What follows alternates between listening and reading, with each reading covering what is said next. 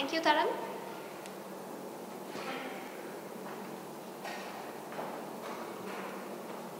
So because of the overwhelming response that we've had the maximum number of registrations this vodka.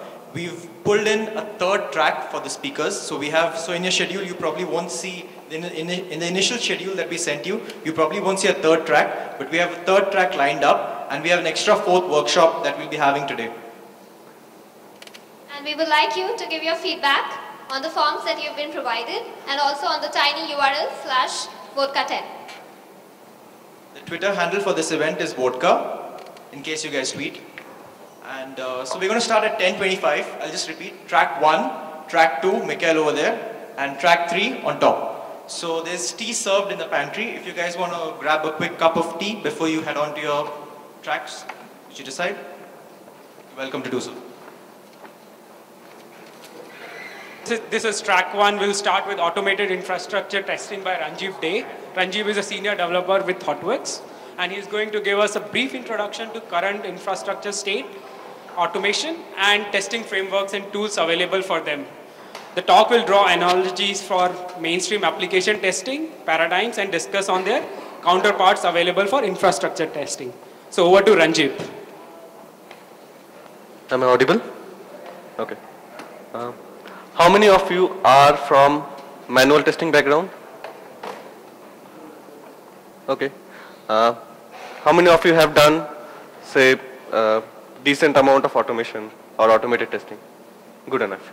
Okay, so this talk is, I'm a system administrator. I joined as a system administrator in ThoughtWorks, but in past 3 years I have played a different set of role. All of them are involving systems, and I'll be sharing my experience with what kind of automation we do, and as a result of that process artifacts into a lot of code, how we test it.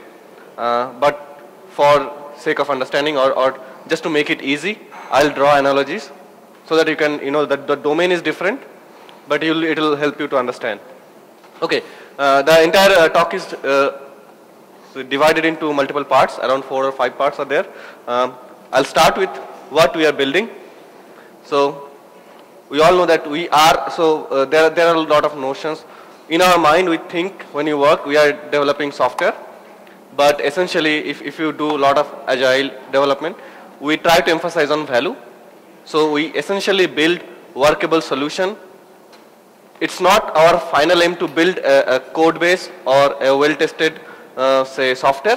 What we try to build is a solution that our clients or our end users are looking for, that adds certain value. The term value, I'll revisit this term again and again, but we are trying to build something that adds value to the end users. So, what most of you already know is that some of you might code as a developer or as an automation tester. Both involve coding, which is to develop functionality. If you are developing software, you are basically adding business functionality. If you are writing automation, you are basically automatically testing. So it has a meta responsibility. And then also, we have a test. So we either code or we test it. How we do it, it's a different, there are different way of doing it, there are different methodologies, but essentially these are 2 primary paradigms. Now, the entire conference you'll see multiple talks on automating it. Why you automate it? Because this is kind of cumbersome process to do it, and this is repetitive. Every time a new build happens, you have to run through the same test again and again, and probably you can focus on something more strategic than to some your tactical stuff. Tactical stuff is like day to day, you have to say get milk like every morning for your tea. So you can probably tell your the shopkeepers that deliver it. So there are some way to automate it, because if you automate it there, you can get that time free available for yourself, which you can probably spend in R&D and do something new, which is strategically more important for you. Now, what happened in past 2 years? So what earlier with this step, what we have essentially, we came up with automated test suite, and we also realized we need to run those test suite every time some changes in code base happen. So how you do that? You basically poll your SCM server, wherever your source code is hosted, say Git or SVN server, and you look for if anything has changed. If any developer has committed something, so some changes has introduced into the code base, you automatically trigger the test suite. And the entire process is called CI. This ensures you have a well-tested code, given that your tests actually cover the essential functionalities. But in past 2.5 years, there is an enormous impetus, or there is a lot of emphasis on working software. The definition of working software means is not well-tested code on your box or on your development group. What it means is that a software, as I said, the value, it only gives you the value when it is delivered to your end user. That means it's a workable solution and it is already deployed in production.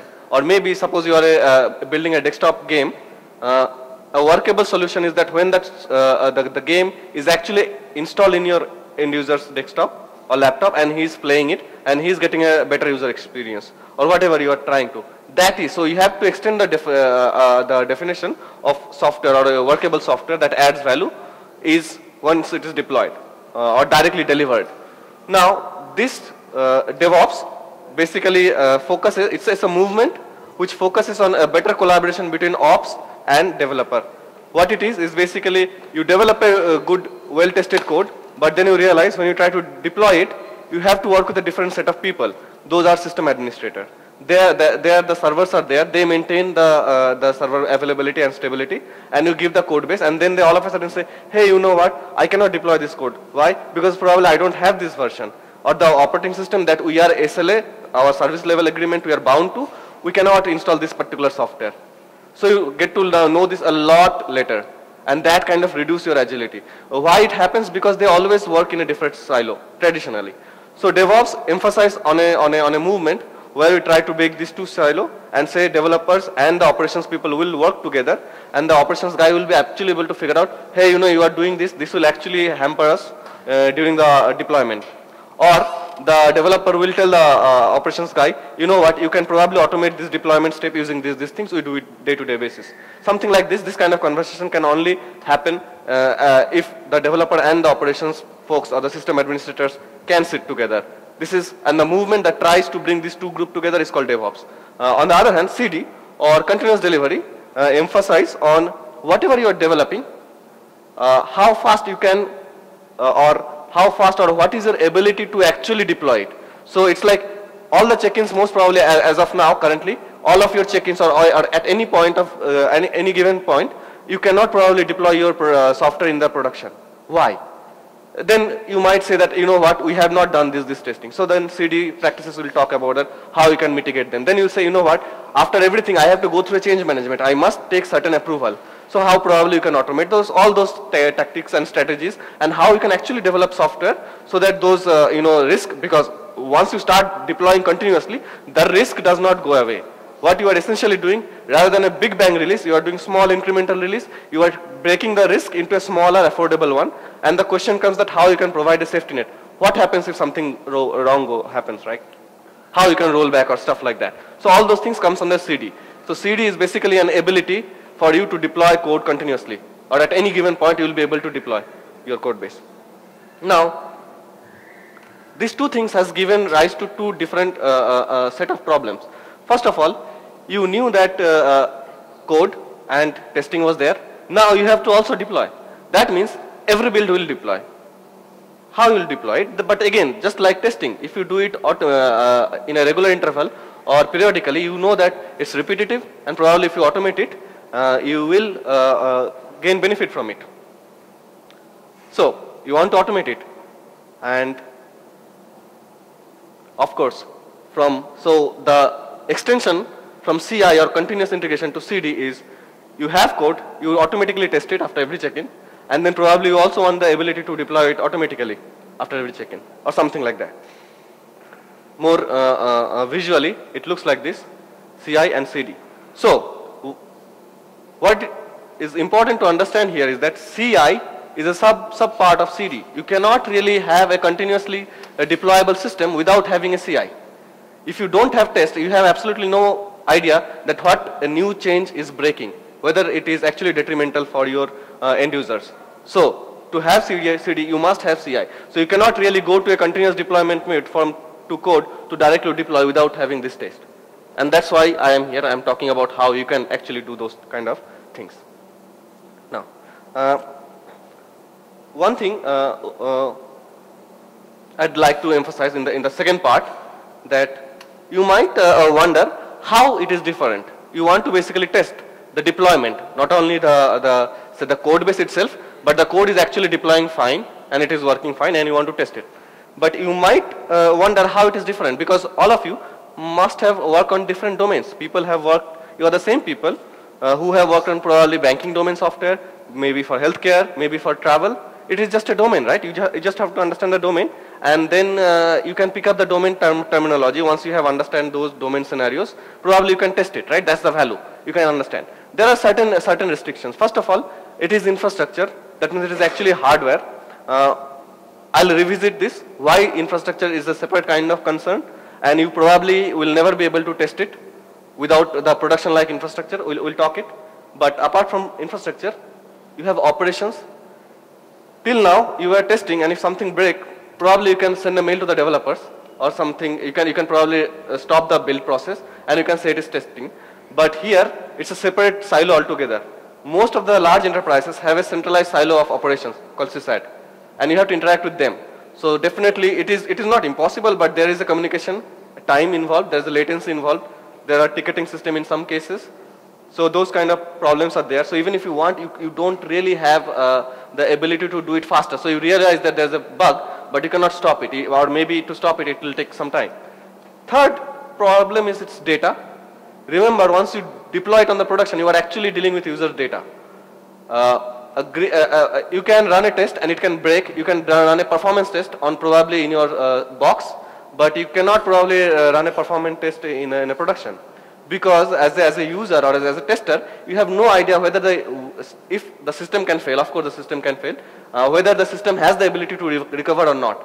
And the data is something that you cannot might be get back. Maybe you can get back in certain point of time. Say you have daily backup, but then if today at 9 o'clock morning it has I have crashed due to the testing in production system, till night whatever the backup time, that schedule or that period, the data is lost. And that is an irrecoverable damage. So you have to think on those. It's not impossible, or it's not very difficult, but you have to plan on those things. And those kind of problem was not there in your traditional other domains. Fourth thing is compliance, right?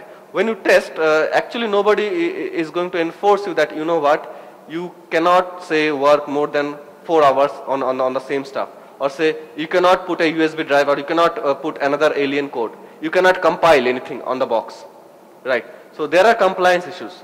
Most of the, say, if you are dealing with financial institution or credit card gateway, you have to comply. You have to stay compliant to PCI, which takes a lot of things. Which talks about change management, which talks about data encryption and all those things. So those compliance you have to adhere to. So think now you are testing. Now if I put that kind of constraint on you that you have to test, but you also has to be compliant to the existing system, then it's become a bit difficult. That means you just simply cannot go inside, install say Qt Pro or JMeter and start testing on it, because it's not allowed simply. Fifth is end users. Till now, when you test, if it breaks or if the server goes down, it's the developer or the fellow QA community or your team basically which is getting affected. But here, when you break something, it is actually the end users who will be affected. We'll talk about this, how you can mitigate this. We'll talk about strategies, what you can do, and these are doable. Although the entire field is not very mature, but there are some solutions, though they are kind of native. And the last one is integrations. When you test your box, say you are in a travel company and you are building a travel booking website, and one workflow of that website is to when you the last workflow, say when you actually swap your credit card and it's get billed, right? You know for sure at any point of time the code you are testing in your box or in your staging or any other sandbox environment, it will not be integrated there. It will never be integrated with your credit card system. That thing will only happen in the production. Also, there may be other hundreds other third-party services that you are invoking. Maybe there are geolocation sensitive data. You take users IP, you figure out what is their location, and you localize the entire website as part of them, right? So those kind of things may not be always available in your sandbox area. It will be only available in production. Those kind of concerns will be available. Yeah. Okay. Fine. As I said, I'll revisit the infrastructure. Among all those 6 points, why infrastructure is a bit different. So remember code, test, and deploy. This is called build infrastructure. Most of you have never seen beyond this. This is production infrastructure. This is not like CI and CD, where CD basically is a superset of CI. This is totally different things. They don't have any intersection. You don't have any box which will act as a staging environment, and when you test it, it will become automatically go to production. The production systems are always going to be different, managed by different. So it is mostly, when you start in the entire thing, you will realize that a production system probably different operating system, and those may be the same operating system, but you will not have 100% guarantee that you have exactly replication, or this system and that system, they have something shared. They are totally different system. So some of the assumptions that you make here will break here. That's the point. Okay. So I have explained what we used to build and how our responsibility has increased as part of CD and DevOps and the deployment concern came. And secondly, I also talked about how it is different testing production deployable code and the production infrastructure. What are the different concerns? And in the third part, I'll be actually talking about exactly how or what you test. Remember, tested code, you have a tested code and you're going to deploy it in a separate environment and you want to automate it. Why? Because you'll do it regularly. You'll do it probably 100 times a day. So how you do it? The idea is simple, infrastructure as code. What does that mean? So say you have built, your developers are saying, this is what a Java application, and it will need at least this much RAM, say 2 GB of memory and 2 CPU, and it will need this kind of software with this kind of configurations, then it will run. This is the requirement, this is the infrastructure requirement for that software. So what we are going to do is that we are going to translate the entire stuff into a code. There are frameworks, and so you don't have to write it or build it. There are available frameworks to do it. But whatever happens, essentially you are basically boiling down your entire requirement from a document, generally how to deploy. Previously it might have been a document that, okay, install this, install that, install this. That will be translated into a code. How the code looks, is it visible? Is it visible? So this is an example of Chef recipe. Chef is a framework that lets you automate the entire infrastructure management or say configuration management, what they call us. There are multiple frameworks available. There are frameworks available for those who are more comfortable with XML. If you are familiar with Ruby, you can go with Puppet or Chef. There is CF engine. There are a lot of other. If you are familiar with Python, you can choose Salt or something. But all of them, these frameworks, let you do one thing, is that specify what is your infrastructure requirement. What I am saying here is package Nginx. That means Nginx is a web server like Apache. Okay. You are telling that via Chef, the framework, that wherever you run, you install this particular package. Okay, this is the particular requirement. Then you are saying file, I'm giving a particular file, configuration file, and I'm saying what it should be inside it. And then I'm saying service this Nginx should be start and enable. By enable I mean if you restart it, it will automatically start. And by start it means the moment the script will start, it will trigger, it will make the service running. Okay, this is an exact requirement for say whatever I'm trying to deploy on an Nginx, or you can do it from Apache. If you are a desktop user and you might think that for this particular MSI to be installed, I need service pack 3 and I need this particular user to be created with this particular folder, you can specify the exact same thing for your Windows in Chef or Salt or anything. Fine. So this is the code. Now the question is that the requirement for infrastructure is quite complex. As a result, the code will be actually pretty big. It will be not as small or trivial, right? So if there's a code and if people are changing it, it's a requirement and you have to test it. So how you test that kind of code? So this is the code and how I write a test for that code. And There are multiple kinds of testing you can do. First one we'll see is unit testing. Unit testing is very common in the developer groups. What it means is that you have it's a white box testing. That means you have the code available to you. You can see it, and you basically write a code. You look at the methods, you look at the behavior of the code, and for every unit functionality, you write corresponding test. So if you are writing a very basic example, or say hello world example is like, if you are writing a function for addition which takes 1 or 2 and return 3, so you write a test which will call add function with 1 and 2, and it will expect a return of 3. This is the test. Now, what does this gives you? This absolutely makes sure that you have a function add, and it behaves like an addition. You might do 100 other things inside that, okay, and the test will still pass. But if you don't do that, it will break. And then you can trigger it with the CI server. So anybody, if changes that thing, it will automatically break. That is unit testing. Unit testing, traditionally, or whatever my experience has been, that it gives an agility. So if you are new to a code base, you are a developer, and you want to change a lot of things, unit test gives you a safety net. You know when you are refactoring, you are removing a lot of stuff, adding new things, changing the way execution happens. You look at your unit test run, there are a lot of unit tests, and you can see what is failing, what is passing, and that gives you an ability that you are breaking something or not as a developer. So it's not really ensuring the overall business workflows are intact or not, because that is essentially a summation of lot of code. Okay, and these are method level tests. So here is an example. Look at this. This is the original code, and this is the unit testing. So what I'm saying is that package nginx, here I'm saying chef run should install package nginx. Now, the trick here is that it actually does not run on the system. It fakes a system, and it lets you check that, okay, when you run this script actually invokes a package installation. If you run it on, say, Windows, it will basically an MSI kind of stuff, or PowerShell. If you are on Linux, say, it will be maybe apt-get, maybe yum install, something like that. It will make sure that you are actually invoking those commands. Similarly, it will make sure that you are actually creating a file with this particular content. Suppose you know that my particular software requires this particular setting, and you have written chef script for that, you can write a corresponding test for also that. So tomorrow if anybody changes it and remove that, it will break, and it will show that this was important. So you have to accommodate that.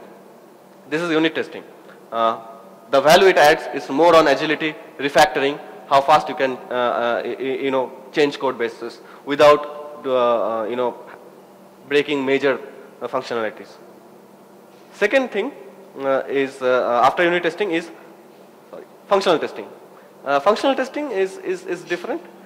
It does not talk about how many classes, what is the internal structure of this thing. What you essentially talk is that how the code should behave. And it's a black box testing, and there are tools like say for web application, things like Selenium and others. So this is a Cucumber example where it is saying that Nginx is running as a daemon. When I run PSAUX, grep Nginx, then I should see this thing in the output. It does not talk about whether you are installing from package or you are installing in Starball, or you are already having an image and just creating the image and booting and everything will be maybe working. You might have that kind of system. What it essentially says that if you have that system, and it should better run something like this. This particular process should run. That's it. This is a functional testing. What other type of testing you have? Integration testing. Integration testing is actually, you can think that as I said earlier, that you might have a lot of service integration point. You want to run an entire end-to-end workflow, and you want to say, okay, the entire workflow is working. So think of that, say, you are a travel booking company and you have a checkout page. So checkout may be one functionality, searching for the hotel or say flight may be one functionality, but as a new user I log in, then I search for a flight, and then I book for it, I specify my credit card details and I check out. The entire thing can be an integration testing kind of stuff. So it actually tests the entire application. Okay. Now, one thing very different from testing, not very different philosophically, but in its execution it's very different, is monitoring. That is specific to infrastructure, that is not, you have not experienced with other kind of testing. And this is something that you always run and capture and build something on top of it. What is it called? Monitoring. Monitoring is something, suppose you have some website running, your system administrator or operations, traditionally they use certain tool that goes and checks if the website is available. If it is not available, the first thing is, so that is monitoring. They might check the disk also. Say, okay, this much free space is available because you are probably writing some log or some file, and if the disk is full, it should send, it will not work. So they monitor those kind of stuff. So first it monitors. Second, it sends alert if something is wrong. Okay. One essential thing about one major, so it is kind of testing, but it kind of integration testing, but the small difference is that it might have metrics or data associated with it. When you run a test, you essentially looking for mostly its state, whether it is pass or fail. In case of monitoring, it is not really the case. You definitely look for test, but you also look for some kind of performance data. Suppose you are checking a disk.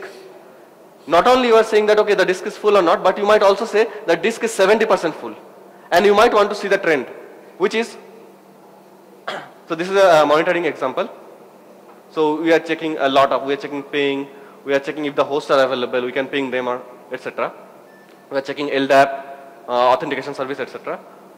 So in case of you had test will sometime will have mock, because if it is not integration, you are faking something, right? If it is not integration test, you are not actually swapping the credit card, you are actually mocking something, some way. Maybe you are hitting a test credit card service, you have faked it somewhere. So that is mock. These two together is your test suite, but monitoring gives value kind of integration test, but has performance data, and you want to build on top of that analytics. What is analytics? You will actually see the disk usage. With this, you will actually be able to easily figure out if all of a sudden a particular deployment has suddenly increased your disk usage or CPU usage. So this is like more of a preemptive performance testing. You know that you are not doing actually a performance test, but you know that certain things has gone in this particular deployment, which has suddenly increased your CPU consumption, which might be a potential performance issue. Okay. Fourth part. Till now, whatever I have spoke is mostly related to conventional operations or IT. In recent days, most of these things are deployed in cloud also. What is cloud? It is like, think of your mail. There was a time you used to use Pine, Outlook, Thunderbird. You used to go and used to log in your desktop. You get your desktop client and then. But then Gmail came, or even before that there was Yahoo. What is the difference? The difference is that the entire, you don't have to install Thunderbird. You don't have to install Outlook. You just go and log into your web page. So it's a hosted version of this thing. The entire management. You don't have to back up your stuff, right? So cloud is essentially the same thing for servers. It will give you server, not only server, it's generally infrastructure. It can be server, it can be your storage, that means your disk, that you need 2 terabyte of data storage. Suppose you are a video, video streaming company, you have to store a lot of video, something like, or maybe something like Flickr, they need a lot of storage, right? Or maybe a backup service. They can be your name server, like www.com, how it's resolved, it's called DNS. You can have hosted those kind of service. Those things can, so infrastructure can be hosted. The benefit is that if it is hosted, you can just click. So you don't have to necessarily know how to set up a server. You just click it and it's come, right? And second, if you want to scale, you need more servers, you just click more. So that agility or that elasticity is there. And the third crucial part is, it is pay as you go in most cases. That means if you use the server for 4 hours, you only pay for 4 hours. On the other hand, in traditional IT sectors, if you buy a server, it's like it's yours and there's a huge initial cost. Here, maybe it's per hour, 1 GB server, maybe it's few cents. So in $60 probably for 1 month. If you don't use it, throw it, that's all. So your initial cost involved. So if you want to, say, spike something, POC, a proof of concept kind of stuff you want to do, cloud is also very good for that also. Trying out new technology, because those things comes in cloud. Now, in cloud what happens, how it has happened, again, more code. Now, you're not only configuring saying that Nginx install package configuration, you are actually creating an entire server. And this is a cloud specific code. What I'm using is again a chef trick, but, and the cloud is called, there are a lot of cloud, Amazon cloud or EC2 Elastic Computing Cloud, where I'm using, and I'm telling, give me a developer instance, the environment is development and its flavor is small, which is like 2 GB and 1 CPU kind of stuff. And AMI basically it's calling about Linux, and I'm saying that install this kind of recipe. So earlier we saw some chef recipe. So the moment it will start, it will automatically, chef will go install MySQL, web server and etc. and you will have your running app. Blah, blah, blah. Now, so again, more code, then you'll have more test. Okay, but I'll not talk about how to test it because I have limited time. But one thing I would like to point that again, the cloud is not only one. So generally, mostly when you talk or hear about cloud, we are talking about AWS, which is Amazon Web Service, which is the largest cloud of our time. Okay, as of now. But these are not the only. It is only not the sole cloud provider. You have Rackspace, you have GCE, Google Compute Engine, you have HP, you have Joint. They are all coming up with cloud. AWS pioneered or championed or revolutionized the industry by commoditizing, making it actually possible. But these people are there. So what we are actually here is something. If you are in web development, you know it. It is cross-browser testing kind of stuff. We are in an era where it is mostly Internet Explorer 6. Okay, but there will be Firefox, there will be Chrome. It is just a matter of time. As he said, I can see that it is coming. So as you develop code, you remember the code I show you, EC2, it is very tied to one particular. So tomorrow if you want to migrate to another cloud, it will not work. And that you have to be, and you might want to, right? Last part, what are the things that I have learned? So basically again, the value is to have a running application, entertaining to the end users directly. And it is a matter of, or it is a function of multiple things. First, it is a tested code. Second, a thorough monitoring is needed. And I already explained how monitoring is kind of a bit different than testing. Always remember to build feedback system. When you are actually testing, you can actually develop your monitoring stuff. You have to have just practice. You have to just sit with some ops and see how the monitoring is done. Then you will actually be able to say the sysads that okay, these are the things actually which is very important for it. Not only disk space and CPU, but this is also need to be monitored and collaborate more. Lot of things will be new. Things like MIME types that you have only heard or you have know a little bit. But when you actually start testing on infrastructure, you have to know some of the RFCs. But these are, they might initially scare you off, but these are actually pretty easy. Like, you might be very comfortable with Eclipse and NetBeans and stuff like that, but inside the server probably will not be, as I said, the compliance and all those things. So comfortability with a text editor like Vim, Emacs will help a lot. These are some of the references that I have, things that I have showcased, reference for them. And thank you. That's it.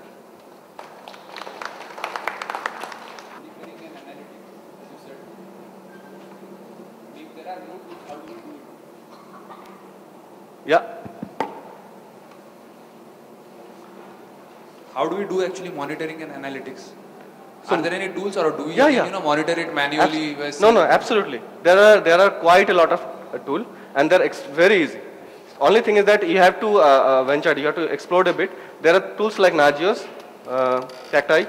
There are tools like Xenos, Zabbix. There are hosted monitoring, so you don't even have to set up anything. You just install some agents, and they'll monitor most of the things. What you might have to do is extend a little bit. They might not, out of the box, they might not monitor what you want to monitor, right? But there are monitoring tools, and there are tools which can get those monitoring performance data and give you analytics on top of that. There are tools that can understand your log, things like Splunk and all those things, and parse it for you, and automatically figure out what are the errors you are getting. In the slides, I saw that what you explained is build infrastructure, right? Mm-hmm. So other part is production infrastructure. Yeah. So do we follow the same procedure as we followed for build infrastructure? You try to. Because production is real-time data. Exactly. We try to, but in rarely you can do that. And it's a function of a lot of things. If you are on cloud, it is a bit easier, right? Because say your production infrastructure is running a 16-core box with 80 GB. For build, you might not get that. In some cases, the production infrastructure is actually much smaller than the build infrastructure. We know even that kind of system. So replicating both of these two are kind of difficult, but you try to minimize this difference. And you bring a notion of multiple environment. You have development, which is your box, which might be a separate operating system. You just code, run unit test and throw it. And then you have a staging, which is probably the same operating system as your production operating system, but the specs are different. Maybe a miniature of it. Then you might have, say, something like UAT, user acceptance test, which is even closer to production. And you might, for performance testing, you have a exactly ditto of production, which is pre-production. I have worked for, say, around 6 projects, and only in one project we have the pre-prod exactly like prod. Not even 100%, around 90%, yeah. But you see, what you want to try out is an evolutionary approach where you bring notion of multiple environment, and the delta between production and build, you want to reduce it, and you want to test there. But yeah, it is difficult. Thanks. Hey Ranjib, I'm a bit confused here that the chef recipe which we use, are they used for even writing a functional test for infrastructure, or they are used? Indeed. So not the test suite is like, so think of like you're developing an HTML application, so it's JSP, HTML, CSS, blah, blah is your chef. There is something called chef spec, which is like your JUnit. And then there is like something like Cucumber Nagios. Nagios is a monitoring tool. Cucumber lets you write BDD kind of BDD style given, when, then specification. So chef spec is what we use for functional testing? Unit testing. For functional testing, we use the mini test handler. The earlier slide resources, I have just given some of the hints. See the functional testing, Cucumber Chef. There are multiple of them, but this is the example I have given is from Cucumber Chef. But there are multiple of them. But it is not Chef. Chef is the actual stuff that actually installs it. It is more like your JSP servlet kind of stuff, which does it. So just extending my questions. We also work on heterogeneous environment and then automate the apps which support multiple OSs and with respect to infrastructure. So how do you take care of a configuration kind of? Exactly. Chef is actually to a large extent a portable system. It understands when you say package nginx in Ubuntu, it will invoke apt-get. In CentOS or say Red Hat, it will do yum. But in Windows, you might have to do some PowerShell tricks. So we are not there, but to a large extent, it is portable. Thank you. Excuse me. Hang on. How much time we have? If the time is less, I don't want to crunch on other time. We can take the question. Okay, we have time. Go ahead. So what about CI environment? So you did not mention about monitoring about CI environment. Indeed. It's partially because we have very limited time. We do, and basically as a tester, right? It will, or as a QA person, it might be your responsibility to make sure that whatever you are shipping is thoroughly tested. And to do that, you will write code, and where you will test it. Of course, that is the CI environment. So actually, you will develop these things in the CI environment. You will not develop on production environment.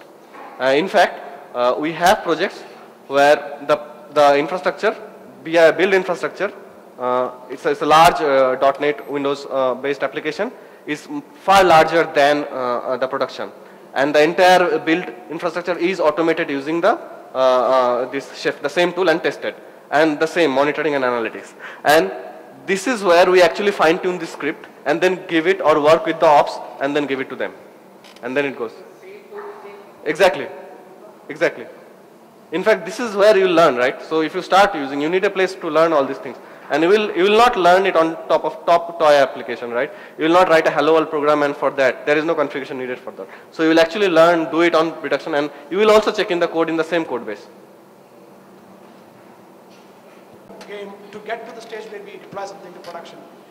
Now, are we trying to set up a mini SDLC in the deployment itself? Indeed. Saying that by calling, probably in the past, when the whole thing was a little simpler, say, okay, here is your MSI, here is your package, you deploy it, and here is the specification of the box and all that. So you go on, and after that, it's keeps on monitoring it all. Now, at that time, they were considered as a set of activities which should be done as per some user guide or installation guide or whatever. Now we have converted that into some kind of a code, and now the moment you say something is code, as you rightly pointed out, all the practices are of functional testing, integration testing and all. Now, are we duplicating something that has already been done in our thing? We are. And how do we scale this up? Look, now consider the speed at which we are running. Like, Facebook is touted to have several hundreds of installations or go live a day. Now, if you're talking about such a squeezed window in which the deployment to happen, how can you scale this? Because we are making it bigger and bigger. Indeed. You should be squeezing in smaller and smaller. So, exactly. It's a very valid question. The question is that we already have the exact same thing, probably written in a document, that you go here, and then you install this, and then you do that, then you do this, and how this approach is better than that. From our experience, from my experience, there are multiple benefits. Definitely, when you start with the initial cost of developing those scripts, it's higher than document. But going forward, maintaining this one is far more easier. First of all, you cannot test the document. Second, you introduce the human error. The person is writing is if he does something mistake, which is of course possibly the case, it will be right, because it's a human error. You cannot do a repetitive things every day with the same kind of passion or the same kind of concentration. That is the second thing. The third and the most important thing for us happened to be, at some point of time we have realized those things does not work. Say for example, we had, I remember we had, for a project we had a large BizTalk installation, and there was a complex set of procedure, and the BizTalk versions came and the instruction set changed. But what happened essentially, the doc was not updated. And probably there is the entire team. Have you ever seen this kind of scenario that you have a team and there are certain kinds of stuff that only certain person knows? And that's a very problem. You don't want to go into that kind of situation. We call it that kind of stuff as accumulator. Okay, or a work of art. Only one person knows that BizTalk, oh, only Jatin or say Shishir can help and only they know. We don't want to go there. What happens? So there are two things. First of all, once you modify it in a code, and you check it so that anybody who check out that code base, even if they don't change it, they can see what you are doing. And they can read it and they can learn it from it. The second advantage of it is that you can kill it. And that is your litmus test. We call accumulator, and the only way you can get rid of an accumulator is to kill infrastructure. So traditionally, IT has been very conservative about killing environments.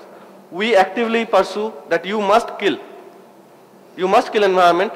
The frequency we can decide on, say maybe 1 week, 2 weeks, 1 month, maybe 6 months.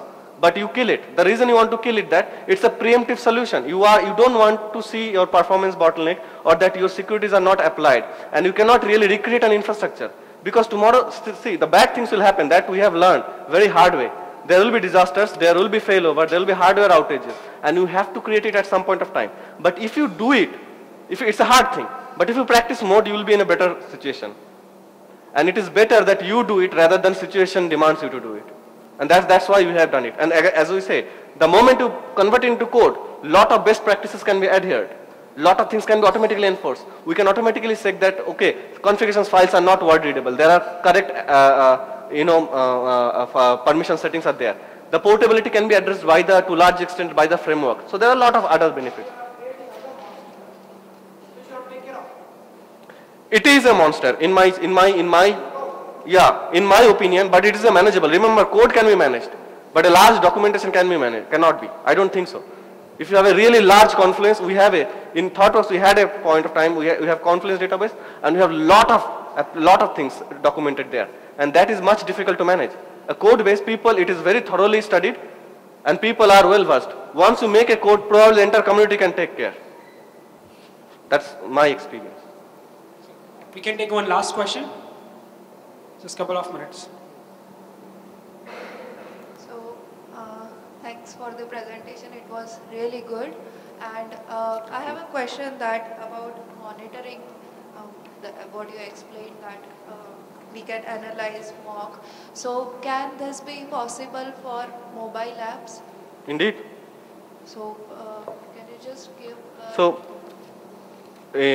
most of the things that we are developing now also has a counterpart, that is a mobile version of it. ThoughtWorks is predominantly a web shop. So there are multiple ways. Remember, first thing is that the backend is still a server. So the server, it is just a thin client that is rendering stuff and doing things. Most of the calculations or the logic processing is happening on the server. So that remains the same. What happens is that you want to test the usability, and there are tools available both on Android as well as iOS platforms. I am not sure about BlackBerry, where you can do these things. Remember one thing, Android is Linux based stuff. So all the Linux performance testing things are directly applied. I don't have the opportunity to do a lot of stuff on iOS, but in Android we can do, definitely. The exactly similar kind of tool, but with certain. Maybe the package name that I'm saying might be changed in Android, but to a large extent you will be able to do a lot of stuff.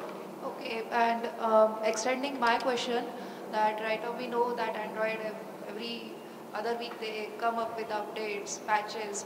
So can you just give some idea how can the infrastructure be managed? Because there are a lot of models coming up, there is a lot of OS versions coming up. Yeah. So as a QA or as a performance person, it becomes difficult to analyze and get onto a criteria that this is going to be my criteria for performance. We experience the exact problem, not even for Android, for the same browser-based testing.